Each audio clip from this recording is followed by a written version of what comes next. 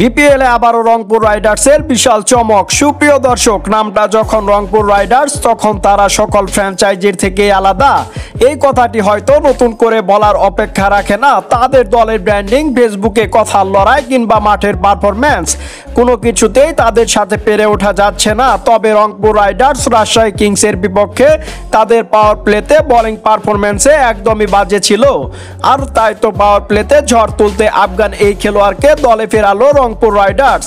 আনঅফিসিয়ালিভাবে Rangpur Riders এই বিষয়টি জানিয়েছেন।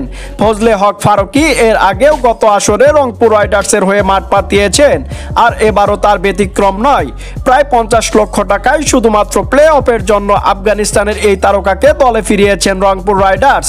যদি তাই হয় তাহলে পাওয়ার প্লের প্রথম ম্যাচে বরিশালের জন্য বড়সড় ধাক্কা অপেক্ষা করছে, কেননা পয়েন্ট টেবিলের শীর্ষে রয়েছে রংপুর, আর দ্বিতীয় অবস্থানে ফরচুন বরিশাল।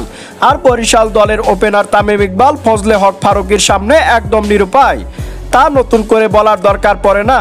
তো প্রিয় দর্শক, নাহিদ রানা, আকিব জাভেদ ও ফজলুল হক ফারুকীর বোলিং তাণ্ডব দেখার জন্য আপনিও কি রেডি? অবশ্যই কমেন্ট করে জানিয়ে দিবেন। ধন্যবাদ।